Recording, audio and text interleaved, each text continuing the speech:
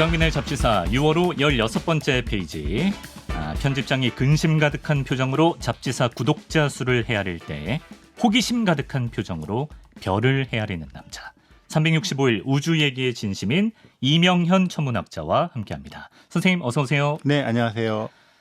정말 정들자마자 안녕이라고. 네. 우리 고작 두 번째 시간인데 선생님과의 일단은 마지막 시간이 되었습니다. 저희야 참 오래 함께하고 싶은데 워낙 바쁘셔서 네. 아쉬움만 삼키고 있고요. 제가 그 선생님의 그 화려한 이력을 이번 기회에 한번 쫙 봤는데 그중에 가장 흥미로웠던 이력이 있었어요.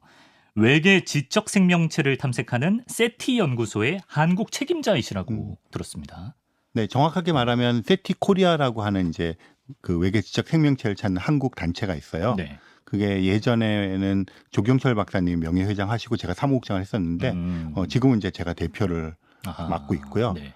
그 다음에 국제적으로는 이제 세티 연구소라는 게 연구자들이 모인 집단이고, 뭐 어떤 일을 하는 연구소? 거기에서는 이제 외계 지적 생명체를 전파 망원경으로 이제 그 신호 포착하는 것도 하고요. 요즘 우주 생물학이라 그래서 뭐 화성이라든가 다른 곳에서 박테리아나 뭐 이런 생명체가 있는지 찾는 거, 또 지구 같은 외계 행성이 있는지 찾는 거, 이런 걸 다 포괄해서 하는 거를 이제 우주 생물학이라 그러는데요. 네. 세티 연구소에서 그걸 주로 하고 있고요. 저는 이제 국제적으로는 메티 인터내셔널이라고 그래서 세티가 외계인으로 오는 신호를 포착하는 데 집중한다면 메티라고 하는 게 메시지를 만들어 보내는 거.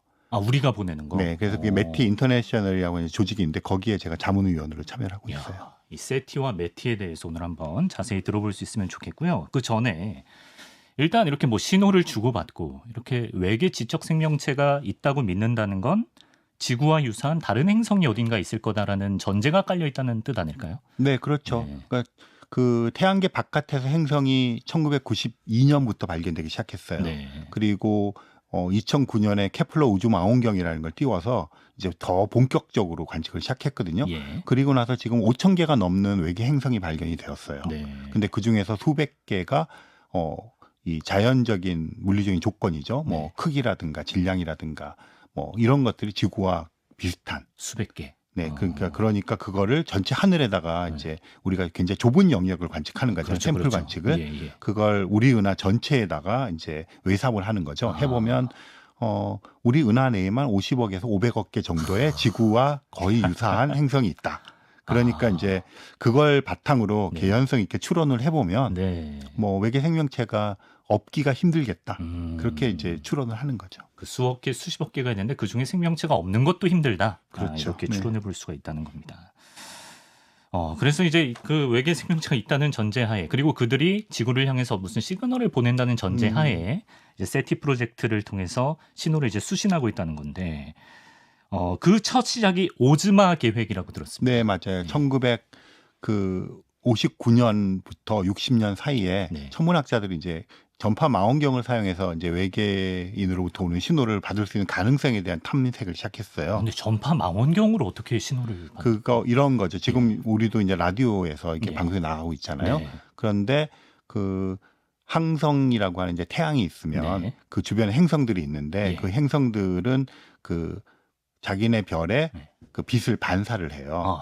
근데 반사한다 그러면 눈에 보이는 가시광선뿐 아니라 적외선, 자외선, 뭐 전파 이런 게 다 빛의 일종이거든요. 파장이 좀 다른. 그러니까 전파는 파장이 좀 긴 빛인데 이것도 반사를 합니다. 그러면 이제 만약에 외계인 천문학자가 있어서 지금 지구를 이제 전파 망원경이 전파 안테나거든요. 그걸 관측을 하면 지구에서 전파 신호가 오는데 태양으로부터 반사하는 신호는 자연적인 신호니까 태양의 뭐 그런 속성을 알면 대략 알 수가 있잖아요. 근데 그걸 다 제거를 했어요. 근데도 불구하고 뭐가 신호가 계속 있는 거예요. 그게 이제 우리가 만들어낸 인공적인 전파 신호. 텔레비전, 라디오, 핸드폰, 공군 레이더 이런 거. 그래서 우리도 거꾸로 전파 망원경을 가지고 지구랑 비슷한 행성을 관측을 하면 거기서 나오는 자연적인 신호를 빼고 그럼에도 불구하고 신호가 보인다. 그럼 이제 의심을 할 수가 있다는 거죠.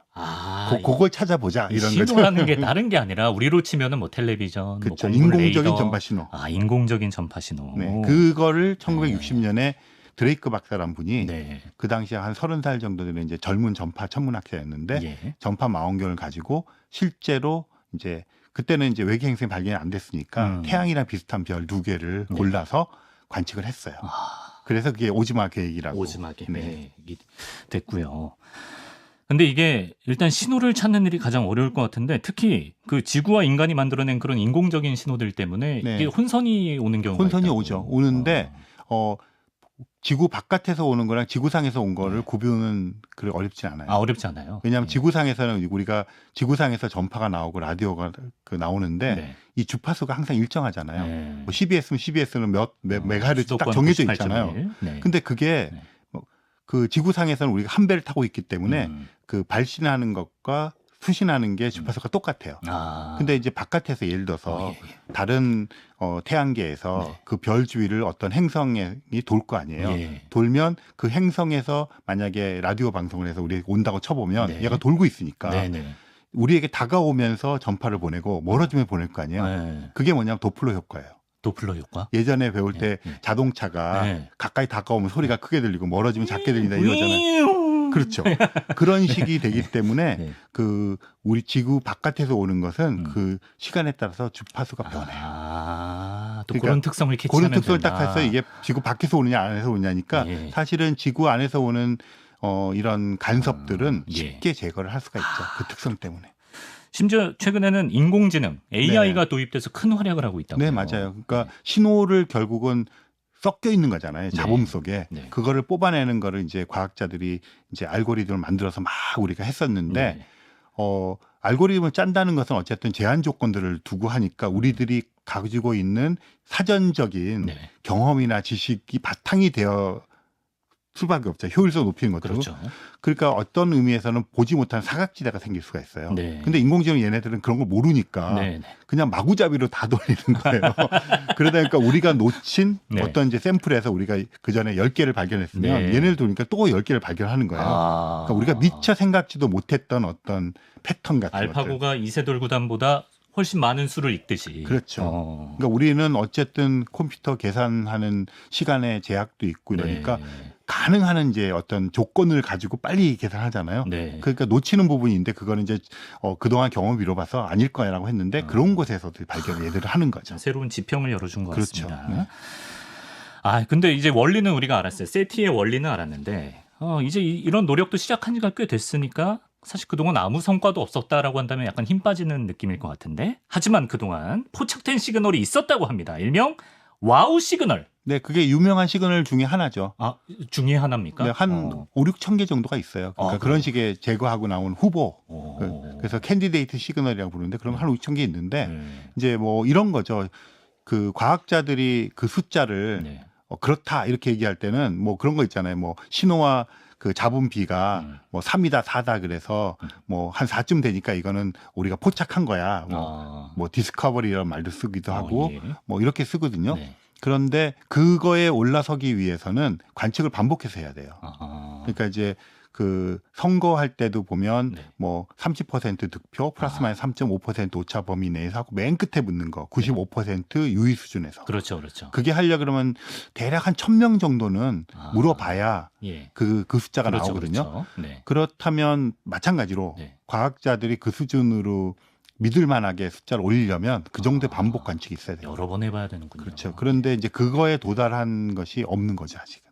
그러니까 뭐 한두 번 혹은 뭐 십수번 정도는 그 정도로 하고 계속 모니터링을 하고 있지만 1,000번 관측한다는 건 매일 해도 1,000일이 걸리는 거잖아요. 그런데 망원경을 외계인 찾는 데 쓰는 거는 0.1%도 안 되거든요. 대부분은 뭐 블랙홀을 보거나 은하를 보거나 이런 데 당연히 써야 되잖아요. 그렇죠. 그러다 보니까 남아있는 시간을 가지고 뭐 전용 망원경이 있긴 한데 그렇게 하다 보니까 각각의 후보들에 대해서 뭐 충분히 관측되지 않았다. 진짜 인고의 작업이네요. 그렇죠. 네, 그렇게 생각하고 있죠. 근데 와우 시그널은 왜 이름이 와우 시그널입니까? 그게 오하이오 주립대학교에 있던 근데 1987년의 일인데요. 그게 8월 15일 아마. 근데 그 신호가 들어오는데 그 지금 말씀드린 대로 이제 그런 그 지구상에서 잡음 또 그 전체로부터는 자연적인 신호를 다 뺐는데도 불구하고 강한 신호가 72초 동안 지속이 되었어요. 저희 지금 유튜브에 사진 띄워놓고 있는데 네네. 저게 그 신호의 표식입니까? 네, 거기에 보시면 빈칸은 잡음이고요. 1, 2, 3, 4 이게 전파의 세기예요. 아. 그런데 뭐 7 이러면 되게 센 거잖아요. 예, 예. 그러니까 9까지 간 다음부터는 A, B, C, D 올라가는데 네. 동그라미 길게 써는 게 6, E, Q, U, J, O니까 네. 강한 신호가 72초 동안 쫙 된 거예요. 아. 그러니까 저거는 우연히 그랬을 확률이 되게 떨어지고 예. 그러니까 인공적이었을 거다. 그렇게 이제 하는데 반복해서 관측을 좀 해봤는데 네. 비슷한 신호가 오지를 않았어요. 아하. 그래서 이제 해프닝으로 하고 아. 그걸 관측했던 이제 세티 과학자가 기쁨과 놀람에 처음에 와우라고 워낙 써놓은 강한 거죠. 신호니까 그렇죠. 와우라고 옆에다 네. 적었기 때문에 발견하신 분은 네. 지금도 이제 살아계신데 아. 그분 이렇게 만나서 얘기도 많이 들었었는데 오. 자기는 그냥 심증적으로는 네. 신호 포착했던 거로 하는데 공개적으로 자기가 그렇다고는 말을 못한다.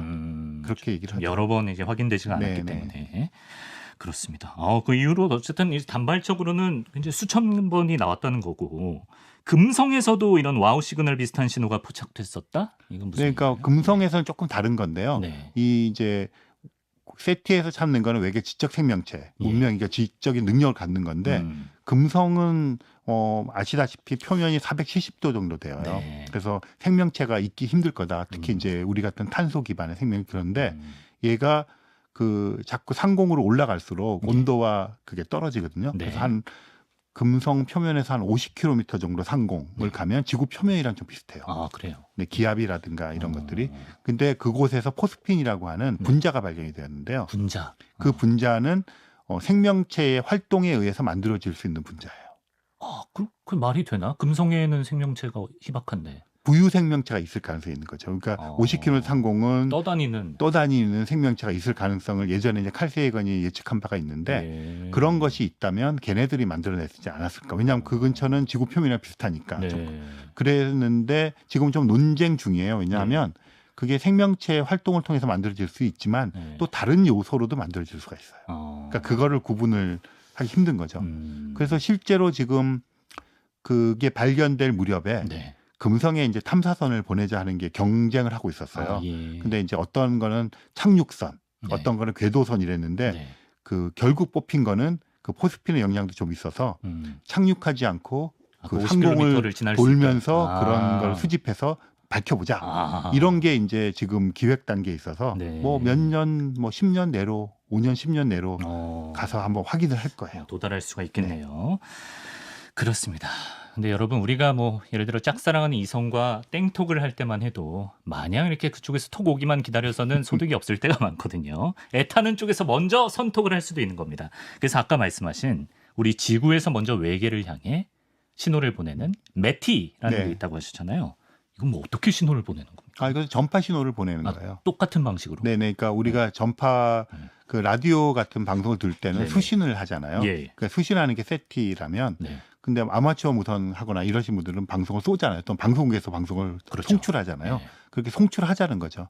그 우리 자신을 알리기도 하고 네. 그래서 1974년에 그 푸에르토리코에 있던 아레시보 망원경이 있는데요. 네. 거기다 송신 장치를 달아서 실제로 이제 만든 지구인의 메시지 같은 걸 만들어서 쏘았죠. 어떤 메시지를? 그 메시지 만드는데 이제 일단 우리를 알려야 되잖아요. 네. 그런데 이제 거기에는 약간 그림과 그 정보를 같이 담았는데요. 네. 0부터 이제 9까지의 네. 숫자를 이진법으로 만들어서. 이진법으로. 왜냐하면 예. 뭐 10진법을 쓸 리는 없잖아요. 거기서 우연히 쓸 수도 있지만 네. 이진법이 되게 명확한. 그렇죠. 예. 그래서 그걸 이진법으로 만들고 염기라 그러죠. 네. 어떤 우리 생명체가 기반이 그런 것들을 이제 원자 번호 예. 이런 것들을 또 이진법으로. 다 이진법화해서. 네, 그렇게 했는데 사람의 모양은 네. 그냥 사람의 모양을 이렇게 그려가지고. 우리 졸라맨처럼. 네, 졸라맨 딱 졸라맨처럼 진짜요? 네, 그렸고 뭐 예. 아레시보 망원경 모양도 그림으로 그렸고 당시에 지구의 인구는 이진법으로 바꿔서 그리고 네. 이런 식으로 그다음에 DNA 이중 나서는 그림으로 그리고 그러니까 그림과 정보를 섞어서 이렇게 보냈죠. 예. 전 무슨 뭐 모나리자 이 정도 보낸 줄 알았는데 그냥 사람 모양 이렇게 간단하게. 네. 근데 그 이진법 이런 것도 사실 인간의 머리에서 나온 개념 아니에요? 그렇죠. 그러니까 이게 해독할 수 그- 있을지. 그러니까 네. 우주로 보낼 때는 가장 보편적인 것으로 그럼 이제 지구인들 사이에 보면 네. 언어 이렇게 영어라든가 한국어는 네. 보편적인 게 아니잖아요. 네, 그렇죠. 이거는 이제 그러니까 더 보편적으로 따져보면 아마 수학적인 것일 것이다. 그러니까 있고 없고 영일 언오프 이런 이진법이 훨씬 더 우주의 보편성을 띠는 눈높이로 이제 맞춰주는 거네요. 그렇죠. 그러니까 네. 그런 걸 찾아야지 되니까 이진법이 기본일 것이다. 네. 그런 것이고 이제 어쨌든 지적 문명을 건설했으면 수학이라든가 과학에 대해서는 지식이 있을 거라고 생각을 하니고 그렇게 됐을 때 우리도 이제 컴퓨터 개발하고 뭐 할 때 보면 이진법이 굉장히 중요하잖아요. 네. 그래서 그런 것들을 이제 상정하는 거죠. 과연 이걸 받고 있을지. 근데 지금 과학자들 사이에서도 이 메티 프로젝트를 놓고 의견이 분분하다고 하던데 이건 어떤 것 때문에 그런가요? 그러니까 메티 프로젝트는 어쨌든 우리가 보내는 거잖아요. 네. 그러니까 이제 몇 가지 갈래로 논쟁이 있는데요. 네. 누가 보내냐, 누가 대표할 수 있느냐, 아무나 막 보내도 되는 거냐. 지금은 아니면 누가 보내는 건데요? 원칙적으로 아무나 막 보내도 돼요. 그래서 뭐 방송국에서도 뭐 예. 디스커버리 채널 이런 데서는 이벤트로 북극성을 향해서 막 보내기도 하고 이래요. 그래요. 그리고 예술가들, 아티스트들이 망원경 시간 사가지고 보내기도 하고 그렇게 합니다. 그러니까 그거를 그러면 세티 과학자들이 독점해서 보내야 되느냐 뭐 이런 논쟁들도 있고요. 네. 그래서 메티 인터내셔널 조직에서는 그런 것들을 이제 그 사회 문화적인 요소부터 그럼 어떤 메시지 만들 건가 이런 걸 이제 포괄적으로 연구하는 그런 집단이고요. 네. 그런 이슈가 있고 누가 대표하느냐, 네. 그다음에 뭘 보내느냐. 뭘 보내느냐. 그거 이제 결국 대표성에 대한 문제이기도 하고 그렇잖아요. 그래서 어떤 사람들은 그냥 뭘 선택할 게 아니라 네. 그냥 인터넷 받아잖아요. 네. 그걸 통째로 집해가지고 보내자 이런 사람도 있고, 예. 네, 뭐 지구의 이런 특성을 골라서 잘 만들어 보내자. 근데 지금까지 이제 과학자들이 보낸 거는 주로 이런 거예요. 뭐 처음에 가르쳐 주면서 보내요. 뭐 이제 처음에는 아이 캐치하게 해서 그냥 반복적으로 뚜뚜뚜뚜뚜가 뭐 한 100번 반복하면 좀 이상하다 이렇게 볼 거 아니에요. 네. 그러고 나면 이제 뭐 소수라 그러죠. 프라임 넘버. 2, 3, 5, 7 뭐 이렇게 되는 그러면 얘네들 좀 이상하네. 그럼 뭐 3.14 이런 뭐 이런 식으로 보내서 조금씩. 이거 좀 인공적이다 이렇게 느끼게 하고 그 다음에는 이제 우리가 있는 곳은 어떻다 이거를 이제 가르쳐 주면서 그렇게 하는 식의 거를 이진법 이런 것들. 네, 그렇게 배우고 요거를 우리는 통신하고 싶다 이렇게 하는 이제 하나 하고 이거는 일이야 뭐 이렇게 가르쳐 주면서 하는 그런 식으로 짜서 보내죠. 과학자들. 근데 이 송신 자체에도 반대하는 의견이 있는 것 같아요. 왜냐하면 스티븐 호킹 박사가 이분은 이제 우리가 신호를 수신하는 세티 프로젝트는 지지했습니다만 우리가 신호를 보내는 것에는 우려를 표했다고 합니다. 왜냐하면 괜히 지적 생명체에게 우리의 존재가 노출되고 그러면 더 큰 위험, 가령 뭐 인류의 멸종 이런 위기가 올 수 있기 때문에 이런 의견도 있나 봐요. 네, 근데 그게 이제 약간 그 어떤 얘기를 하면 와전되는 게 있잖아요. 와전입니까? 네, 와전되는 게 그러니까 본질에서 좀 벗어나는 거죠. 그러니까 예를 들어서 그 이런 것들 있잖아요. 그 뭐 책 어떤 뭐 제목이 책은 도끼다 뭐 그래서 그게 카프카가 한 말이거든요. 근데 카프카의 뭐 변신의 서문에 나왔다 그러는데 그게 아니고 그렇게 사람들이 알고 있고 네이버 지식에 다 이렇게 돼 있는데 사실은 카프카가 친구에게 보낸 편지에서 그 구절을 썼거든요. 그래요. 근데 이제 워낙 이제 그런 식으로 유명해지니까 굳어지는 것처럼 호킹 박사가 유명하잖아요. 그래서 이제 이런 얘기를 했는데 그 맥락은 이런 거예요. 호킹 박사님은 세티 지지자고 메티 지지자예요. 원래는. 그런데 그리고 이게 보니까 인류가 곧 멸종할 것 같아요. 그렇군요. 그러니까 기계 이제 로봇들에 의해서도 그렇고 그래서 그렇다면 이제 이분의 생각은 우리가 호모 사피엔스라고 하는 정체성을 잃어버리는 멸종을 하기 전에 우리가 자발적으로 적극적으로 기계 인간이 되자. 그래요? 그런 이게 호킹 박사님의 지론이에요. 기계 인간이 그렇게 되어서 우주 여행을 떠나자. 근데 그게 어떻게 이렇게 됐지? 그런데 섣불리 지금 만에 하나라도 외계인에게 신호를 보냈다가 만에 하나라도 그러면 우리들의 저 근미래에 다가올 이 기회를 놓쳐서 하니까 조금 지금 좀 기계 인간이 되기까지는 좀 기다리자. 좀 참아주자. 그런 얘기에 바탕으로 했고 세티라는 책도 쓰셨어요. 그러니까 기본적으로 이제 이분은 우주 여행을 하고 막 이런 것에 대한 적극적인 사람이셨는데 되게 이제 그러다가 섣불리 나대다가 그럴까봐에 대한 우려를 표명한 것이 이제 이분이 반대론자인 것처럼 이제 되는 거죠. 정정을 해주셨어요. 이렇게 잘못 와전된 사실이었고요. 그렇습니다. 이번에는 UFO 얘기를 좀 네네. 해보겠습니다. 옛날에 비행 접시라고 많이 불렀는데 미확인 비행체 UFO 발견의 역사가 굉장히 오래됐다고 들었습니다. 예. 오래됐다고 하는데 예. 결국은 1950년대 이야기예요. 그런가요? 네, 시작된 게. 그때는 일각에서는 UFO란 말도 없었어요. 고대 이집트에도 뭐 UFO 그림이 있다 뭐 이런 얘기. 뭐 그렇게 하는데 예. 그 사람이 우리 요즘에 이제 뇌과학이나 인지과학에서 얘기하는 게 네. 사람들은 뭐든지 패턴으로 보려고 해요.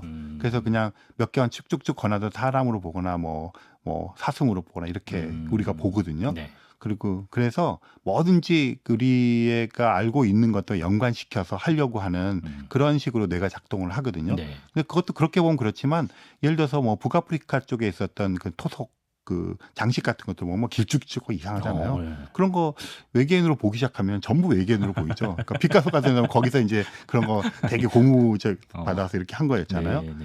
그래서 UFO라고 하는 것 이전에 네. USO라고 하는 게 또 유행을 했었어요. 그래요? 예. Unidentified Submarine Object. 서브머린 오브젝트. 뭐 버뮤다 삼각지대에서 배가 없어져 이런 거 있잖아요. 그러니까 이제 그 시대에 맞춰서 예. 그런 것들이 있는데 세계 2차 세계 대전이 끝난 다음에 비행기가 많이 날아다녔어요. 기구랑. 네. 그러다 보니까 이제 그게 미국의 네바다나 뭐 뉴멕시코를 중심으로 예. 뭐 이런 식으로 이제 그게 발견이 되고 보고가 되기 시작하죠. 네. 그래서 그리고 그때는 UFO란 말도 없었어요. 저기 떠다니는 뭐 이상한 거 이렇게 하다가 그 선로는 톰보우라고 하는 명왕성을 발견한 천문학자가 그 위원회에서 네. 이게 너무 복잡하니까 네. Unidentified Flying Object라고 하자. 그래서 그게 1950년대 이야기예요. 그다음에 1950년대. 예, 곤돈 보고서라는 걸 통해서 한번 쫙 정리를 했어요. 예. 그래서 그런 것들이 대부분 이렇게 뭐 기구 같은 게 올라갔던 것들이라든가 뭐 이런 거라는 게 개념 한번 정립을 쫙 했군요. 그때 한번 전수 조사를 해가지고 한번 쭉 네. 했던 보고서가 있어요. 50년대.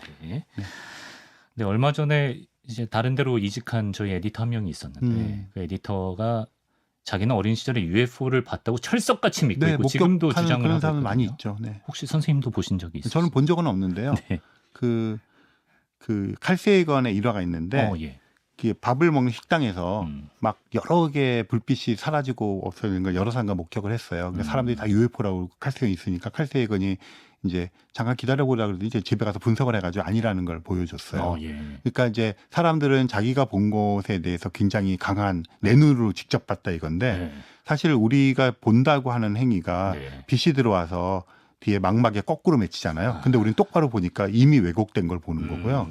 그다음에 얘네들이 그 간상 세포들이 한정적으로 있어서 RGB밖에 못 보잖아요. 그걸 막 해가고 사실은 뭐 보라색 이런 거 없는 거거든요. 근데 그걸 이거 섞어가지고 그렇다고 내가 계산을 해가지고 우리로 하여금 그렇다고 보여주는 거거든요. 네. 그거 원피스 논쟁이 있었잖아요. 금색이냐 뭐 보는 거. 예. 그거 봐도 그러니까 보는 것은 왜곡이 쉬워. 본다고 하는 것은 네. 기본적으로 뇌가 우리로 하여금 그렇게 생각해라고 명령을 내리는 거거든요. 네. 그러니까 그런 것들을 봤을 때 이제 분석을 해야죠. 그러니까 자기 목격담과 진술이라는 거는 네. 그게 뭐 1000개가 있어도 소용없는 거고 그게 뭐 인공위성에서 찍혔다든가 네. 뭐 이렇게 됐을 때에 그러면 그게 뭔가를 얘기할 게 있는 거지 진술이라고 하는 것은 전혀 의미가 없는 거죠. 가령 우리나라에서 1973년에 충남 보령의 낙동초등학교 4학년 일반 2반 합동체육 시간에 선생님과 학생들 다수가 동시에 UFO를 목격했다라고 했는데. 그러니까 UFO 목격이라는 게 저도 이제 어디 방송국에서 의뢰해서 봤는데 예. 초등학교 학생이 자기 방에다가 그 파리 스티커를 붙이고 핸드폰 흔들어서 찍은 것들이 있었어요. 그러니까 이렇게 여러 사람이 동시에 목격해도 같은 왜곡일 수가 있기 때문에. 네, 그럼요. 예를 들어서 소용이 이제 없다. 뭐 어린이날 같은 때 네. 한 6시쯤 되면 그 UFO 목격담이 되게 많아요. 왜냐하면 이제 어린이 공원 같은 데 갔다가 그 하트 모양의 음박 그 풍선을 동시에 놓치거든요. 그럼 그게 막 올라가서 예. 10개가 보였다가 5개 보였다. 이거 난리가 나잖아요. 5월 5일이 UFO 제철이군요, 제철. 그러니까 약간 그런 예. 식의 것도 있고 생각보다 구름의 형태가 다양해요. 멀리 가는 새들도 그렇고 네. 금성 같은 거 뭐 하늘 밝을 때 나타나서 금성을 보고 UFO 신고 많이 들어오고요. 네. 그래서 이제 알려고 하면 네. 그런 것들이 있는데 네. 그거보다는 이제 봤다고 하니 신나니까. 그럼에도 불구하고 지금까지 있었던 수많은 목격담 중에 네. 가장 좀 인상 깊었던 목격담이 있으십니까? 없어요. 없어요? 이게 파보면 결국에는 아닙니까 다? 네, 그렇죠. 그리고 네. 그러니까 이제 이런 거죠. 이제 과학 지금은 이게 노출이 안 되기가 되게 힘들어요. 그 인공위성이 떠 있는데요. 네. 하늘을 전체를 보는 것보다 땅을 보는 측지 위성, 리모트 센싱을 한다 그러는데 네. 측지 위성이 월등하게 많아요. 땅에도 관심이 있잖아요. 네. 그래서 그런 것에 찍히는 거. 그런 게 너무 많기 때문에 또 뭐 하다못해 우리 막 구글 맵이나 네. 그 우리 그 어떤 맵들 보면 막 자기 오줌 누르는 거 막 찍혔다가 이런 사람도 있고 이러잖아요. 그렇죠. 요새는 별게 다 찍혀요. 그러니까 네. 그런 것들이 또 이제 목격이 되려면 이제 다른 지역에서 동시에 이렇게 삼각 측량을 목격이 되고 네. 그러니까 그 정도 못 가는 것들은 하늘의 현상이거나 뭐 이런 것들이거든요. 그래서 그런 증거들에 포착되지 않기가 네.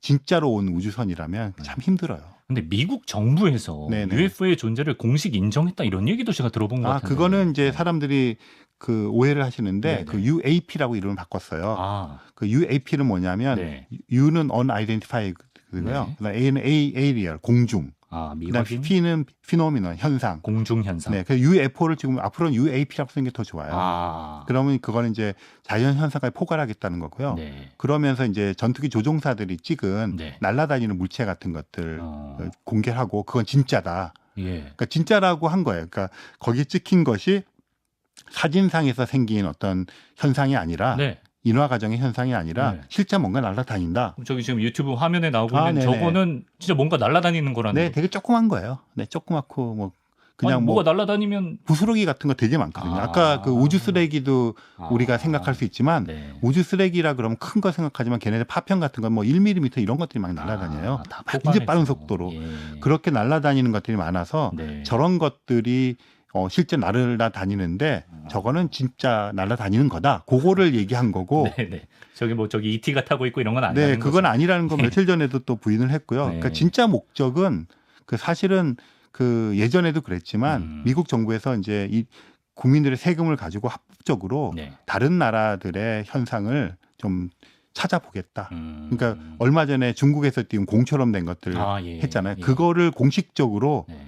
그 숨기지 않고 찾아보겠다는 게 미국 정부의 뭐 정찰 진짜 비행체건 뭐건 진짜 목적이고 그렇지만 어쨌든 그걸 하게 되면 데이터가 쌓이잖아요. 네. 그래서 미국 나사에서도 굉장히 유명한 스피겔이라고 하는 천문학자를 위원장으로 내세워서 네. 저걸 조사해보겠다. 네, 그렇게 얘기했죠. 투명하게 해보겠다. 네네. 네, 이런 차원이군요. 알겠습니다. 자, 끝으로 우주에서 바라본 지구의 모습에 대해서 얘기해보고 가겠습니다. 교양서의 고전이죠. 코스모스를 쓴 칼 세이건이 쓴 유명한 표현이 있죠. 지구를 창백한 푸른 점, 페일 블루 닷이라고 표현했는데 이게 어떤 맥락에서 이 표현이 나온 거죠? 그게 보이저 1호가 네. 1990년 2월 14일에 이제 해왕성 궤도쯤을 날아가고 있었어요. 네. 근데 조금 더 멀리 가면 이제 보이저호의 카메라 성능상 지구가 안 찍혀요. 이미 그때 화성 같은 건 안 찍히는 정도였고 네. 그래서 칼 세이건이 카메라를 태양계 안쪽으로 돌려서 태양계 가족 사진을 찍자. 그러니까 보이저호가 이제 태양계를 가족 벗어나게 이제 설계가 되었거든요. 예. 그 더 늦으면 이제 지구 안 찍히니까. 예. 그래서 태양계 가족 사진을 찍었어요. 오. 아쉽게도 이제 화성은 못 찍었죠. 그때 지구가 찍혔는데 그게 한 픽셀도 안 되는 점 정도의 크기로 찍혔죠. 그래서 그걸 이제 그 칼 세이건이 페일 블루 도트라고 이름을 지은 거죠. 가족 구성원 중에 창백한 친구가 한 명 있었다. 저렇게 찍힌 겁니다. 예. 네, 그래서 정말 한 픽셀도 안 되는 점으로 찍혀 있었던 거죠. 근데 저 사진 한 장이 정말 과학적 의미를 넘어서 인류에게 굉장히 큰 메시지를 준 거라고 하잖아요. 그렇죠. 왜냐하면 이제 어쨌든 가장 먼 곳에서 지구를 바라보는 찍은 것이고, 네. 그 이제 1990년이면 이제 이게 2월 달이니까 조금 지나면 뭐 걸프전, 뭐 이라크와 쿠웨이트 침공하고 이런 거 일어나고 별의별 일들 막 일어나고 그런데 그냥 점 하나 무심한 점이잖아요. 그러니까 그런 것들을 보면서 이제 우리가 뭐 거울에 비춰보는 자기 자신을 보면서도 성찰을 하는데 네. 저렇게 멀리 떨어져서 지구를 네. 보는 것을 보면 이제 사람들이 생각이 이제 좀 우리 많아지죠. 저 정도 점인데 우리끼리 왜 이렇게 그 속에 뭐 이런 것도 아득바득 생각할 수 싸우냐, 있고 이런 생각도 하고 뭐 저 속에 없었던 사람도 있고 1990년 2월 24일 전에 뭐 떠돌아다니는 공기 속에 뭐 산소였거나 뭐 이런 거. 그렇죠. 그러니까 이제 여러 가지 우리 자신에 대한 생각을 하게 해주잖아요. 그러다 보니까 뭐 가장 비싼 예술 작품이다 이렇게 말하는 사람들도 있고요. 그럴만합니다, 정말. 예.